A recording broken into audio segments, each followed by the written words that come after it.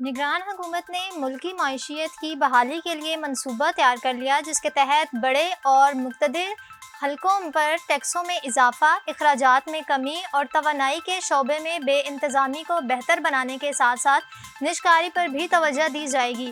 Doctor Shamshad Akhtar کی جانب سے تیار کیے گئے منصوبے کے مطابق مجموعی قومی پیداوار کے 3% مساوی اخراجات میں کٹوتی کی جائے گی، جو 3,200 روپے کے حجم کے برابر ہوگی۔ ذرائع کا کہنا ہے کہ معیشت بحالی منصوبے میں یہ بھی شامل ہے۔ 1300 ارب روپے کے مساوی دی گئی ٹیکسز مراد کو ختم کیا جائے گا اور اخراجات میں بچت کے زمرے میں 1900 ارب روپے مرکزی بینک کے اکاؤنٹ میں جمع کرائی جائے گی۔ اس کے علاوہ نگران حکومت کی جانب سے قابل انتقال اثاثہ جات پر دولت ٹیکس عائد کیے جانے کی تجویز بھی پیش کی گئی ہے۔ درمیانی مدت کے لیے وفاقی ادارہ برائے محصولات کا ہدف ہے کہ ٹیکس محصولات کو 2 سال کے دوران بڑھا کر 13,000 ارب کی سطح پر لے جایا جائے اور 2025 کے مالی سال کے اختتام تک محصولات کے حجم کو مجموعی قومی پیداوار کے 15% تک لایا جائے گا۔ نگران حکومت کی تجویز کے مطابق 2 برسوں کے دوران 5,600 ارب روپے بالواسطہ ٹیکسوں کی مد میں حاصل ہوں گے اور تخمینہ ہے کہ سیلز ٹیکس کی مد میں 3,000 ارب روپے، انکم ٹیکس کی مد میں 1,800 ارب روپے اور کسٹم اور فیڈرل ایکسائز ڈیوٹی کی مد میں مزید 800 ارب روپے حاصل کیے جا سکتے ہیں۔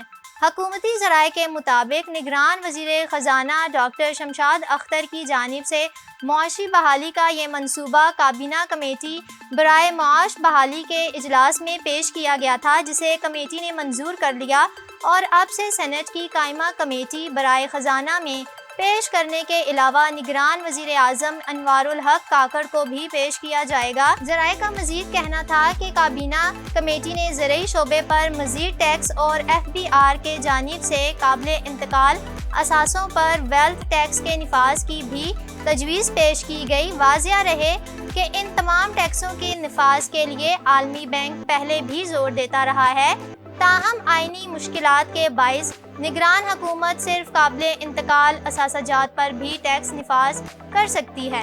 کابینہ کمیٹی نے حکومتی اخراجات میں کمی کرنے کے علاوہ سبسڈی اور صوبوں کو دی جانے والی زرعانت میں کٹوتی کی تجویز بھی حمایت کی۔ ذرائع کے مطابق حکومت آمدنی میں 460 ارب روپے کا متوقع اضافہ نجکاری کی صورت میں ممکن ہوگا اگر نقصان میں چلنے والے 14 سرکاری اداروں کی فوری طور پر نجکاری کر دی جائے۔ اس کے علاوہ بے مصرف وزارتوں کے خاتمے کے نتیجے میں مزید 330 ارب روپے کی بچت ہو سکتی ہے۔ نگران حکومت کی تجویز کے مطابق حکومتی اخراجات میں 10% تک کٹوتی کی جائے گی۔ معاشی بحالی منصوبے میں پیش کردہ تجاویز کے مطابق سرکاری ترقیاتی پروگرام میں بھی کٹوتی کی جائے گی، جس کا حجم اس وقت 950 ارب روپے ہے۔ تاہم اس ترقیاتی رقم میں کتنی کٹوتی ہوگی، اس حوالے سے ابھی کوئی حتمی فیصلہ نہیں ہو سکا۔ وزارت خزانہ کی تجویز ہے اس میں 315 ارب روپے کی کٹوتی کی جائے، تاہم نگران وزیر اعظم کی رائے تھی کہ اس کے نتیجے میں معاشی ترقی پر اثر پڑے گا، جو اس وقت عالمی بینک کے مطابق پہلے ہی 2% سے بھی کم کی سطح پر ہے۔ معاشی بحالی منصوبے میں اس بات کا بھی عزم کیا گیا کہ عالمی مالیاتی فنڈز کے معاہدے کے تحت تمام شرائط پر سختی سے عمل درآمد کیا جائے گا۔ ذرائع کے مطابق کابینہ کمیٹی نے برآمد کنندگان کو کم قیمت پر بجلی فراہمی کی تجویز سے اتفاق نہیں کیا، نہ ہی مقامی صارفین کے مقابلے میں صنعتی صارفین کو ترجیح دینے کی تجویز کی حمایت کی۔ کمیٹی اجلاس میں یہ تجویز بھی زیر غور آئی کہ سامان کی ترسیل پر چارجز میں کمی کی جائے، بندرگاہ کی توسیع کا منصوبہ تیار کیا جائے اور ماہی گیری کے شعبے کو ترقی دی جائے۔ کابینہ کی کمیٹی رائے معاشی بحالی نے نجی بجلی کمپنیوں سے کیے گئے معاہدوں پر دوبارہ مذاکرات کرنے کی بھی منظوری دی۔ یاد رہے کہ اس سے قبل ایشیائی ترقیاتی بینک نے اپنی آؤٹ لک رپورٹ میں کہا تھا کہ رواں برس الیکشن ہونے سے پاکستان کی معیشت سنبھل سکتی ہے۔ ایشیائی ترقیاتی بینک نے پاکستانی معیشت سے متعلق آؤٹ لک رپورٹ جاری کی تھی، جس کے مطابق توانائی کے نرخوں میں اضافے اور روپے کی گرتی قدر سے بلند مہنگائی کا دباؤ برقرار رہے گا۔ رپورٹ میں سال 2024 کے دوران پاکستان کی GDP 1.9% رہنے کی پیشگوئی کی گئی ہے۔ رپورٹ کے مطابق میکرو اکنامک استحکام اور بتدریج معاشی بحالی کے لیے پروگرام پر عمل کرنا ہوگا۔ درآمدات پر کنٹرول میں نرمی کے نتیجے میں سرمایہ کاری میں اضافے کا امکان ہے۔ عالمی سطح پر قیمتوں میں اضافہ سست معاشی گروتھ پاکستانی معیشت کے لیے بھی خطرہ قرار دیا۔ کنٹری ڈائریکٹر ADB کا کہنا تھا کہ پاکستان کا معاشی استحکام مستقل پالیسی اصلاحات سے جڑا ہے۔